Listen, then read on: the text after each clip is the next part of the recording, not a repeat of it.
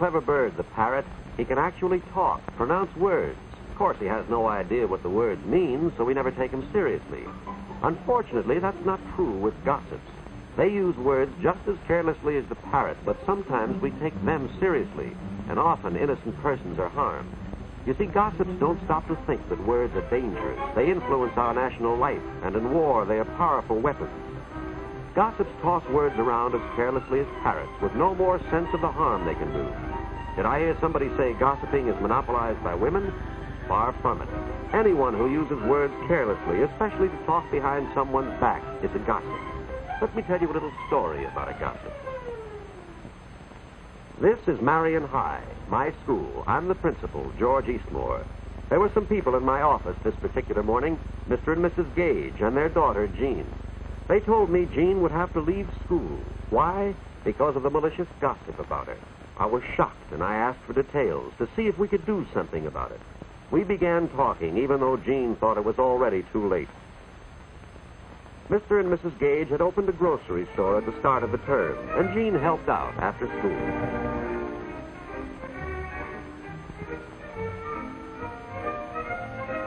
Usually it's difficult for a boy or girl entering a new school to get acquainted and make friends, but in Jean's case it was easy. She's a very good artist. Her first drawing won a school award, and the prize-winning picture was posted on the bulletin board. That seemed to open the doors for her. All the girls were interested and anxious to meet her. The first friend she made was Janice Nelson. Of course, Marion High is coeducational, and the other half of our student body is always interested in a pretty, popular new girl. So while Jean's new friend Janice Nelson was introducing her to some of the other girls, Jack Monroe and Bill Ellis, our two ranking Casanovas, were making a little bet as to which would make the first date with her.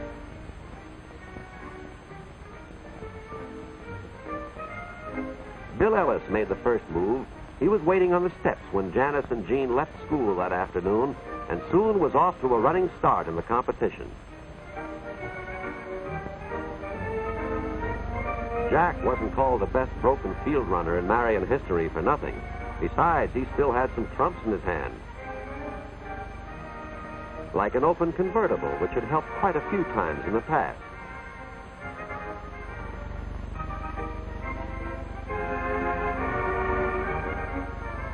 Bill didn't know it yet, but he was about to be outmaneuvered by an old trick, the fake flat tire. Jack was well in the lead now. He drove 12 blocks out of his way to drop Janice off first.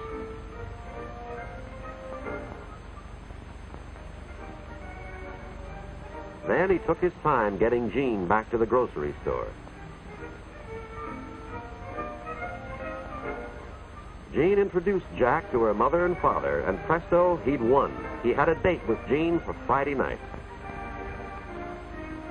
From the time Jack called for her and all during the afternoon and evening, Jean kept thinking to herself how lucky she was that her father had moved his store here so she could attend Marion. She was a brand new student, and already she'd won the art contest, made a whole circle of friends, had been asked to pledge the girls' club, and now here she was out with the most popular boy in school.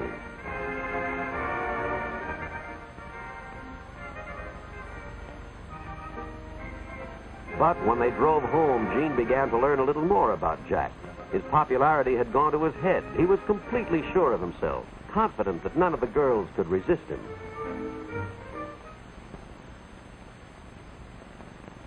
Jean's slap didn't hurt his face, but it certainly injured his pride. He tried to laugh it off, but he was thinking that he'd have to get even.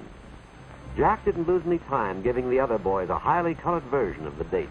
To regain his self-confidence and build himself up in their eyes, he added a few details, remarks about Jean, completely untrue.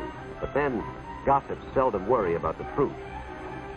Now the gossip began to spread. Bill Ellis colored it a little more and passed it on. Then Christine Manners took over. First, she used her lunch hour to tell the story to every girl who would listen, and that included practically every girl in the school.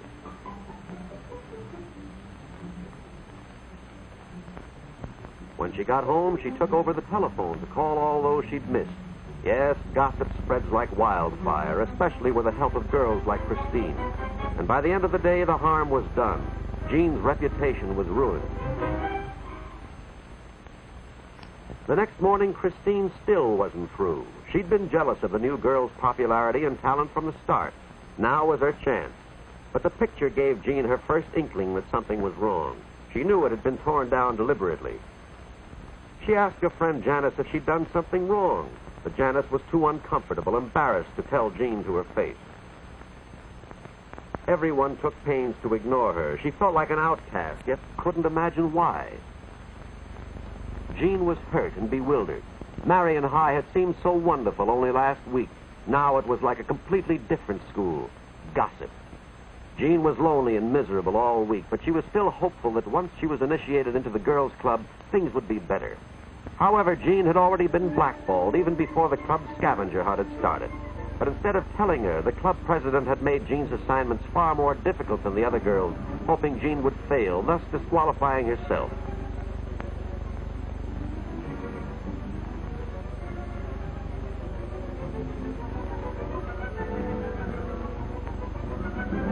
Not knowing this, Jean started out on the scavenger hunt as eagerly as any of the others. She was willing to work twice as hard as the other pledges to be initiated. The rest of the pledges had finished their assignments and had been notified of their acceptance before Jean returned. Now the girls were really embarrassed. Jean came back with every one of her assignments completed. What could she do next? Nothing, Christine told her. She'd been blackballed. She wasn't wanted. Jean couldn't understand. She'd done her assignments as well as any of them. Why had she been rejected?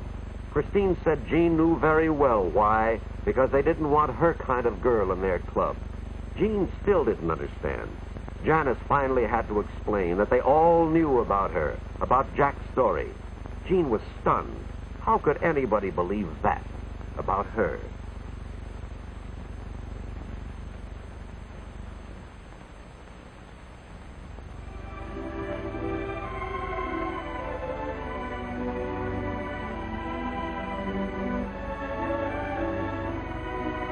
When Mr. and Mrs. Gage came home, Jean told them what had happened, that she hadn't been accepted by the club because of the gossip about her.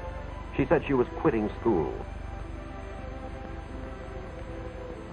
So that's the story she told me. That's why the Gages came to see me. They agreed with Jean. It would be better if she left school. But I asked them to wait. Give me a chance to do what I could. Gossip is difficult to fight. You have to go right to the source and stamp it out.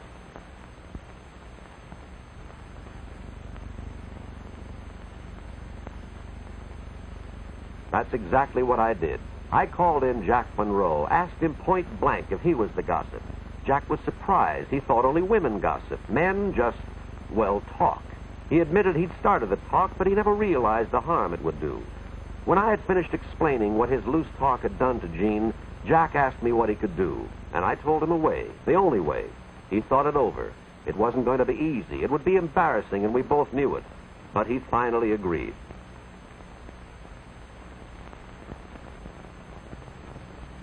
Give Jack credit. He went through with it. His voice broke a few times, but he managed to tell them all that there was nothing to the gossip, that he had made up the story and was to blame for everything. But that wasn't quite right. I told them that anyone who listens to gossip is almost as much to blame as the person who spreads it. We were going to discuss the problem in assembly, make the whole school aware of the danger, and make sure that no Marion student would ever again be hurt the way Jean was. The next day, the whole student body realized what they had done to Jean. Now they wanted to make it up to her. She made a fresh start and was soon one of Marion's most popular girls, one of our real leaders. What could have been another gossip tragedy had been a happy ending. But don't forget this.